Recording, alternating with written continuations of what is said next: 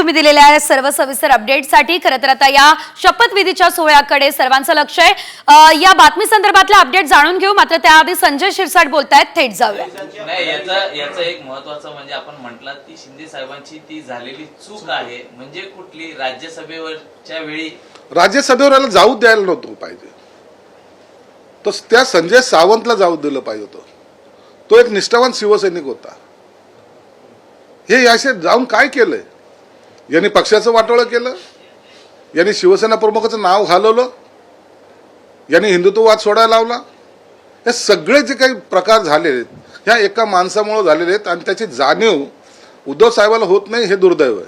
काल एकनाथ शिंदे गावावर पोहोचले आहेत, तर आज एकनाथ शिंदे, देवेंद्र फडणवीस आणि अजित पवार यांची बैठक होऊ शकते का? निश्चितच एकनाथ शिंदे साहेब काल आलेले, तर आपणही पाहिले असेल की त्यांना आताही बोलायला थोडा त्रास होतोय।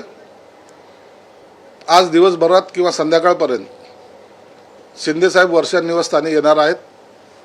त्यानंतर या तिन्ही प्रमुख नेत्यांची, शिंदे साहेबाची, देवेंद्र फडणवीस साहेबाची आणि अजितदादांची बैठक होण्याची शक्यता आहे। आता उशीर नको, तातडीने निर्णय घेण्याची ही प्रक्रिया आता सुरू झालेली आहे, म्हणून ती एक बैठक होईल। दुसरी बैठक जी आहे भाजपच्या वरिष्ठ नेत्यांची सुद्धा होणार आहे असं माहिती आहे। दिल्लीहून अमित शहाशी त्यांची प्रेस कॉन्फरन्सवर या तिन्ही नेत्यांची सुद्धा संवाद साधला जाणार आहे अशी एक माहिती आहे। त्यानंतर त्यांचे पक्ष निरीक्षक हे मुंबईमध्ये येतील, गटनेत्याची निवड होईल।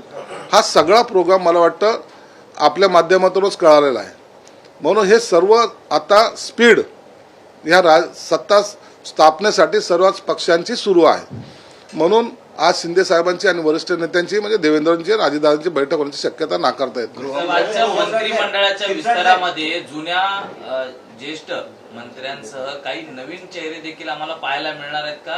कारण अनेक नवीन चेहऱ्यांची देखील जोरदार चर्चा आहे आणि काही मंत्र्यांना डचू देखील दिला जाणार आहे त्याच्या कामावर। नाही, या सर्व बाबी ज्या आहेत, मंत्रिमंडळ स्थापन करताना कोणते मंत्री असावेत, कुणाला कोणतं खातं द्यावं, कुणाचा समावेश करावा नाही करावा, याचा सर्व निर्णय या त्या पक्षाचे नेते हे घेणार आहेत।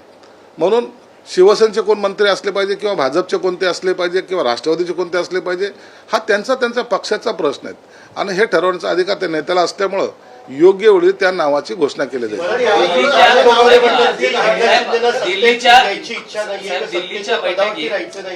खरी परिस्थिती काय? खरंच शिंदेंना कुठलं पद घ्यायचं नाहीये का? एक निश्चित आहे, शिंदे साहेब हे दिल्लीच्या राजकारणात जाणार नाहीत। महाराष्ट्राच्या राजकारणामध्ये त्यांनी कोणतं पद घ्यावं, कोणतं घेऊ नये याबद्दल आम्ही त्यांना कोणीही सल्ला दिलेला नाही। त्यांचा निर्णय ते स्वतः घेतील। पक्षप्रमुख म्हणून, आमचे मुख्य नेते म्हणून त्यांना तो अधिकार सर्वांनी बहाल केलेला आहे, म्हणून शिंदे साहेब जोही निर्णय घेतील तो आम्हाला मान्य असणार आहे। म्हणून काय होईल उद्या याचा सर्वस्वी निर्णय एकनाथ शिंदे साहेबांच्या हातात आहे। सत्तेत राहावं, त्यांनी पद घ्यावं अशी आमदारांची इच्छा आहे का? शिंदे साहेबांनी आमच्या बरोबर, आम्ही त्यांच्याबरोबर एक जे काही आमचं नातं आहे ते जर पाहिलं तर शिंदे साहेबांनी आमचं नेतृत्व करावं ही आमची सर्वांची इच्छा आहे। आणि म्हणून एक मात्र आम्ही ठामपणे सांगू शकतो की शिंदे साहेबांनी दिल्लीत जाऊ नये। महाराष्ट्राच्या राजकारणामध्ये त्यांचा असलेला प्रभाव, त्यांचा असलेला वाढता लोकप्रियता ही जर आणखीन त्याला गती द्यायची असेल तर शिंदे साहेबांनी त्यांच्या नेतृत्वाखाली या सत्तेमध्ये असावं असं आमची इच्छा आहे। शिवसेनेला मिळालं असतं तर शिवसेना कधी फुटली नसती। काय मिळालं असतं, काय मिळालं नसतं ही गेलेली गोष्ट आहे, भूतकाळ आहे तो। आता तुम्हाला विरोधी पक्षनेताही मिळत नाही, हे दुर्दैव आहे। आणि म्हणून आता काय झालं असतं, मग 2 वर्ष घरात बसले नसते तरी सुद्धा तुम्ही चाललं असतं, तुम्ही राष्ट्रवादी आणि काँग्रेस बरोबर गेले नसते तरी फूट झाली नसती। हे जर तरला राजकारणामध्ये कवडीची किंमत नसते। निर्णय घेण्याची क्षमता तुमच्यात असली पाहिजे आणि ती क्षमता आमच्या दाढीवाल्यामध्ये आहे, याची पुन्हा त्यांना जाणीव करून दिली पाहिजे।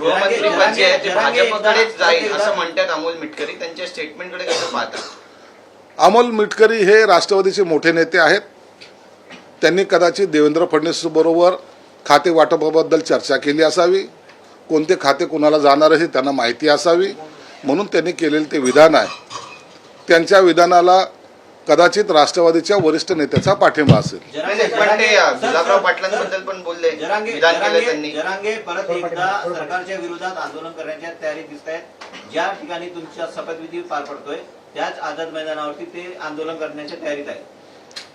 तो त्यांच्या पक्षाचा प्रश्न आहे, की पक्षाचं म्हणण्यापेक्षा त्याच्या संघटनेचा प्रश्न आहे. एक आंदोलन एक समाजासाठी त्यांनी उभं केलं होतं.